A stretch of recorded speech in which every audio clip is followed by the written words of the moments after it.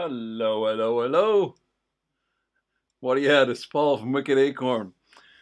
Had a rough start.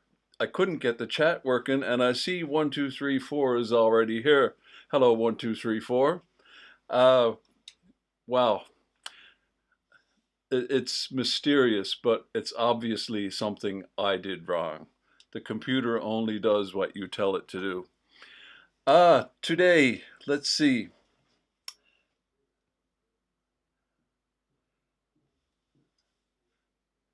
Wrong slide. There we go. There's our man. So, yesterday, our where is it photo was this one. And good evening, Astrax. It was a difficult one, I'm sure. So, any takers on this one? You guys are not here yet. I'll just show you. This is uh, this is where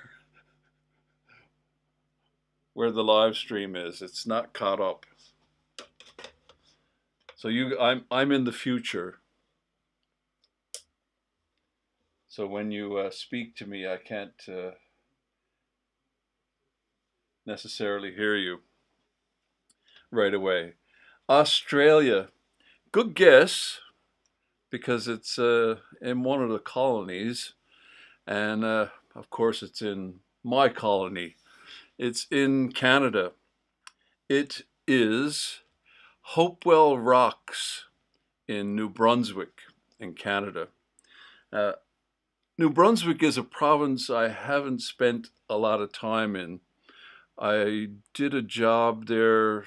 I spent less than a week in New Brunswick, in St. John.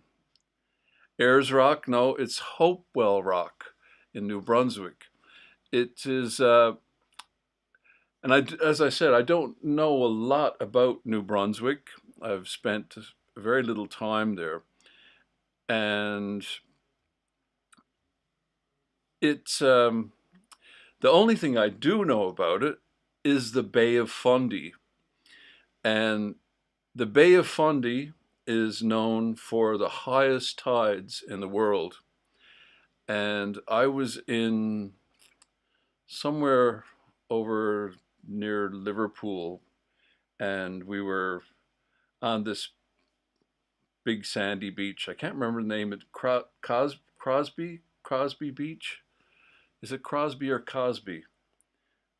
One of those beaches, anyway. I don't think it was Cosby Beach, but it was a beach in Liverpool, around Liverpool somewhere. And it was the place with the footprints, if you know what I'm talking about, with the prehistoric footprints. And it was a few years ago, and I had Formby Beach. It might have been Formby or Crosby. I can't remember which it was. It's the place with the prehistoric footprints, which I have video of, and I want it to go back on a better day. You have to be there at the lowest tide to see the footprints. And they're footprints, if you don't know, they're footprints from prehistory, like thousands and thousands of years ago. And it was back in the day, it was like a mud flat. It was farther inland, of course, and the footprints were preserved in mud. And it's mud. It's not. They're not fossils. It's actually like solidified mud, and they're still there to this day. Formby is further north. Yeah, I'm not really familiar with the area.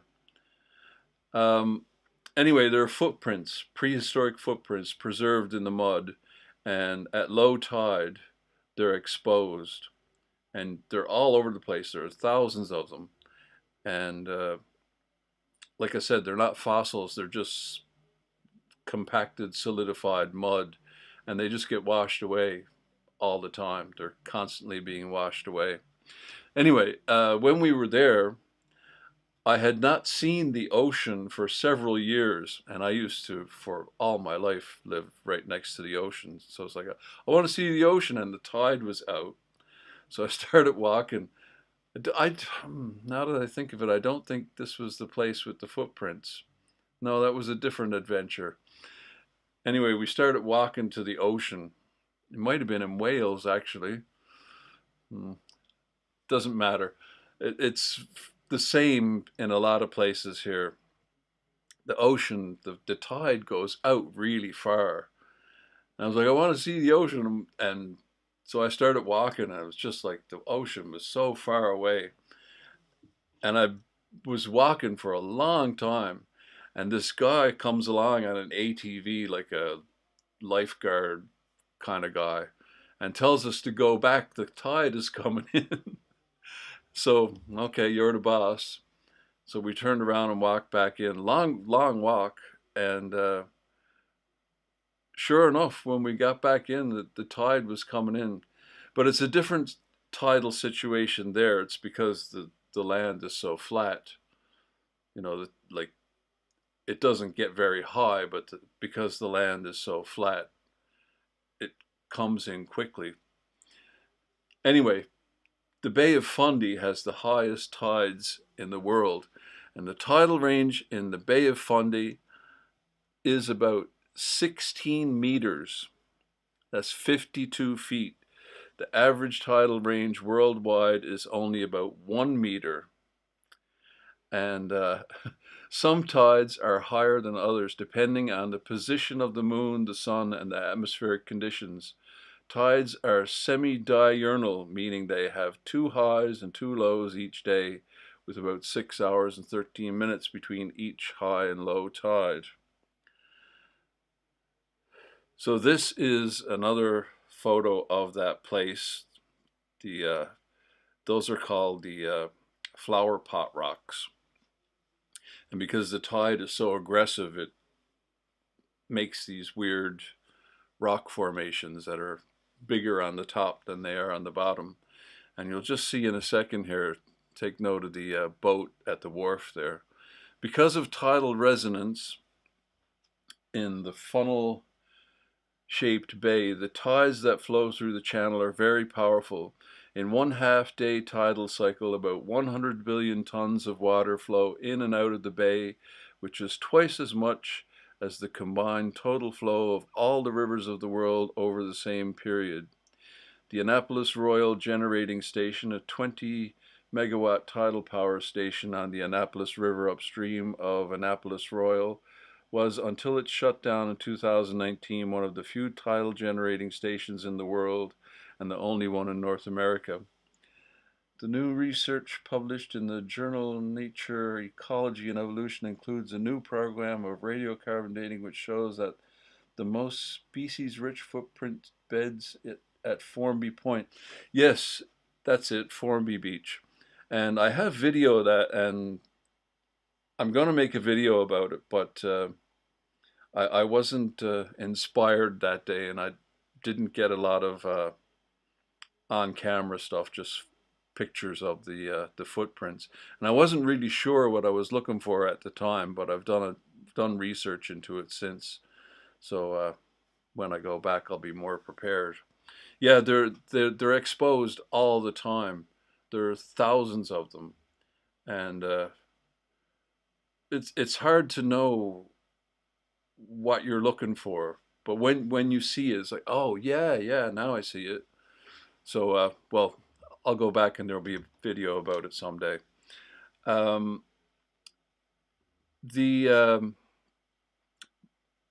but the high tide story I was telling you, I think that might have been Wales. I can't remember. I can't remember where it was, but it was funny because the guy came out on a quad, zooming around, telling all the people to go back because people are constantly being stranded by the high tide because it comes in really fast. That's the place here I'm talking about. It happens here too, and I'll show you a little video in a second. So just take note of the boat there at the wharf. So there it is. That's just regular tide. The highest recorded tide ever in the world was at that Flower Pot Rock place, and I think it was 57 feet between low tide and high tide. 57 feet, highest tides in the world. I've seen it. It is pretty fascinating to see because the uh, the ocean changes direction like quite visibly. Most of the rivers that drain into the Bay of Fundy have a tidal bore, a wave front of the incoming tide that bores its way up a river against its normal flow. Notable tidal bores include those of the Petit Kodiak, McCann, and St. Croix, and the Kennebec rivers. Before the construction of a causeway in 1968 and subsequent situation on the river, the Petit Kodiak River had one of the world's largest tidal bores, up to 2 meters, 6.5 feet high. That's a wave. Since the opening of the causeway gates in 2010, the bore has been coming back, and in 2013, surfers rode it a record-breaking 29 kilometers, 18 miles. They surfed the tide coming in for 18 miles.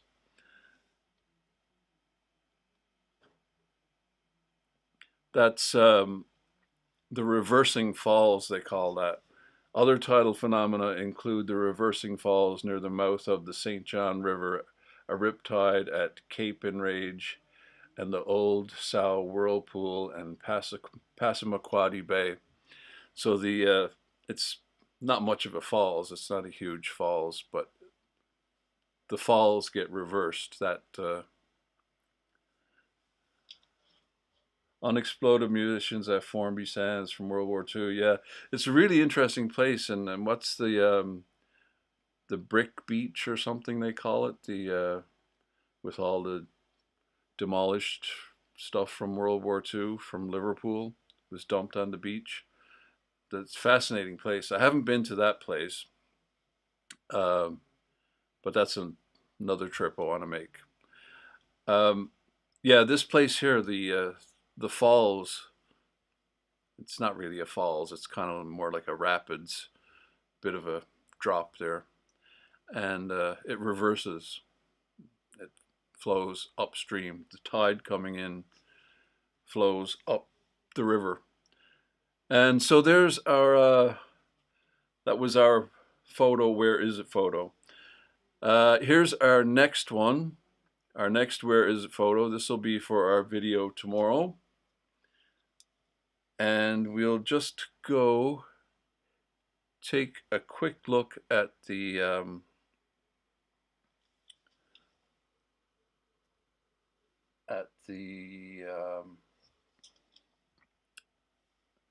I have to remember what the hell's that? Where did that come from? Don't know why that started. Um, it's something I did wrong. The computer only does what you tell it to do most times. Um, here we go. So there is sound on this video, but it's just wind, horrible wind sound, and it's not a very good quality video. It's from 9 years ago. It's Sarah Ahmed is the channel name, and this is those flower pot rocks at Hopewell Rocks, and it's a very short video. It's a time lapse, so I'll play it. I'll play it a couple of times so you can see it.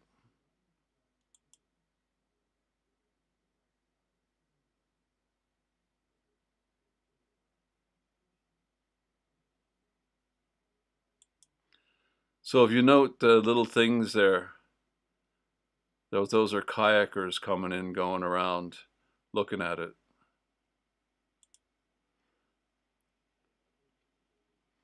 That's just a regular tide. It's not an extremely high one. That's not the record-breaking ones. So that's what happens twice a day, every day. So you can see why the rocks get worn away at the bottom. Got another one here. This is guys surfing on it. This is in Moncton, New Brunswick. So it happens in the whole Bay of Fundy, so there are different places. I don't know what the river in Moncton is called. Probably one of the rivers we mentioned earlier.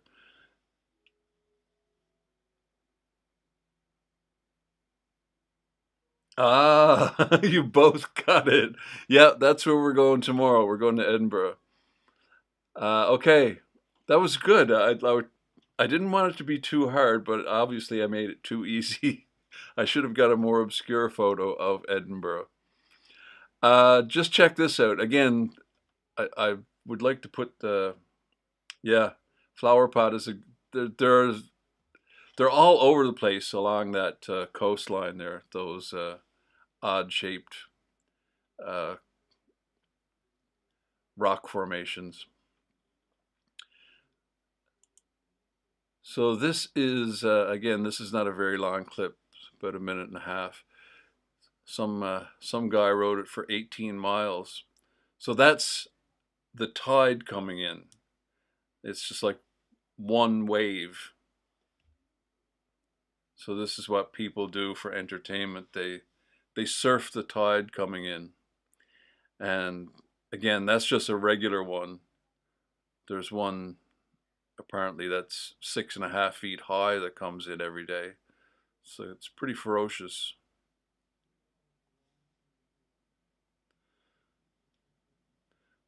So it doesn't look that weird, but when you when you're there looking at it, it's very weird because it's a river flowing that way, and all of a sudden the tide starts coming in and the river starts flowing in the opposite direction.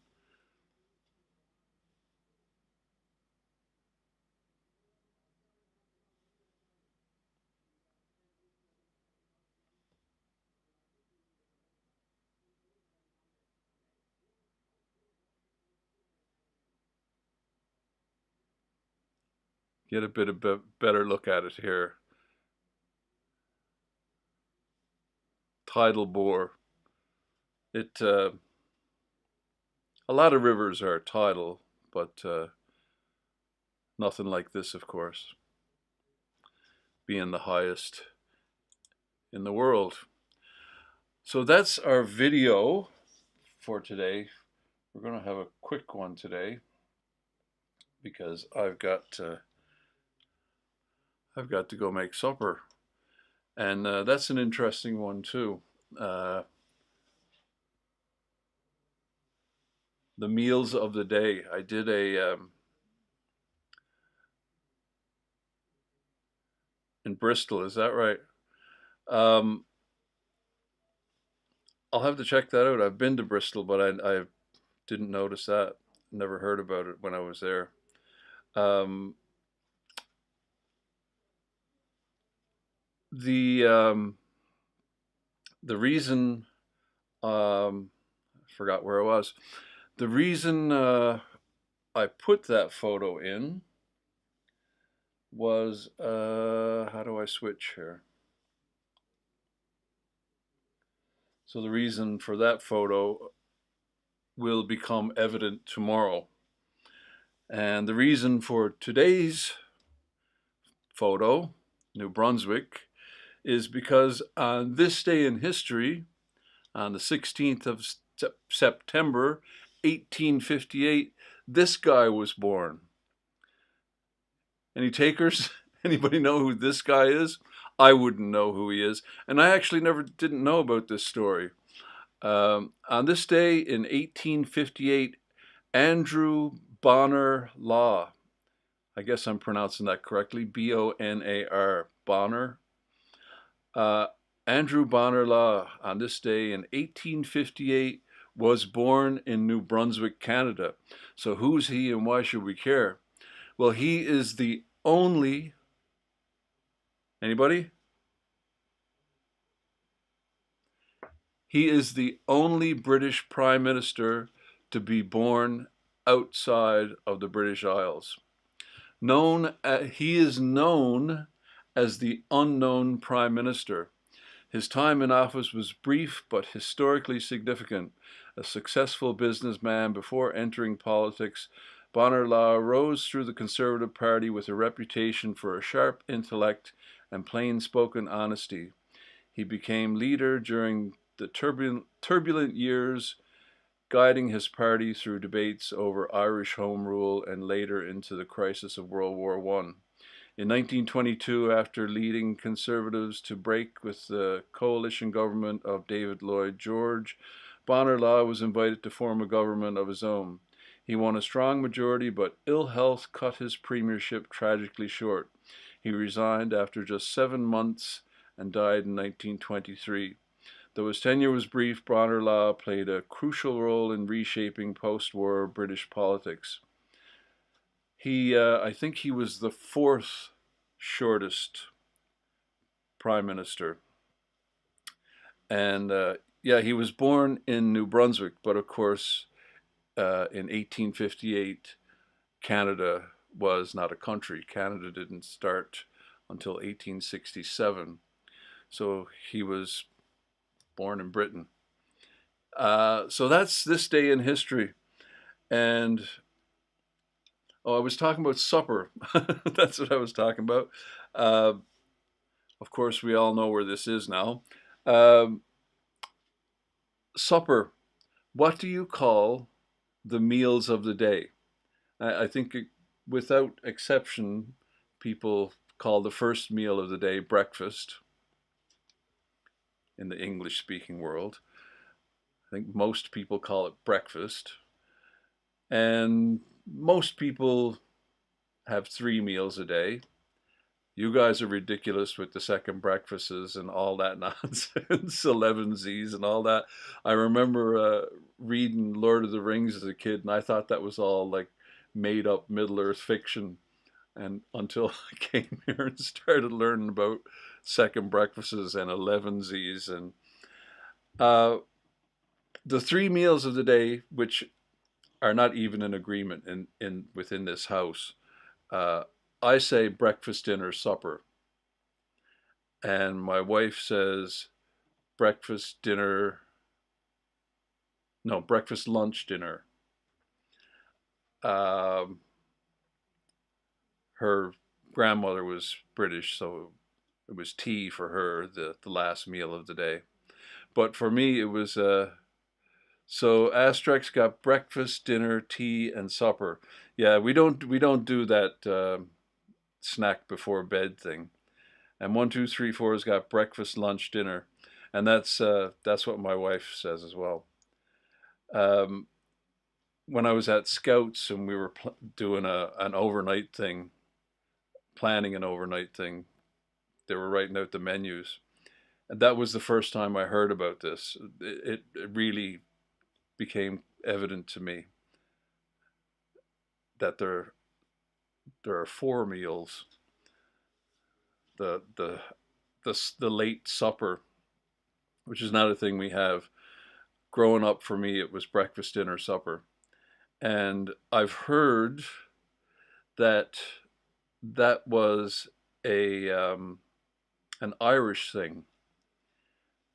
Breakfast, dinner, supper is an Irish thing. Um, Dinner at 8 p.m. is for the posh, yes. uh, or dinner at 8 p.m. is for the posh. Yeah, well, I wouldn't think we're posh, but we're having a late supper because my wife got home late and I have to go make it. Um, but I've been told that a lot of the Newfoundland has a lot of Irish heritage.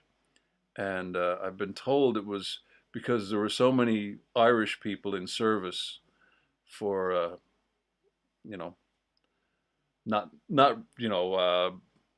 Downton Abbey service, because a lot of people had maids and servants, a servant back in the day, not the ultra posh, not only the ultra posh, My grandmother was in service. She worked for,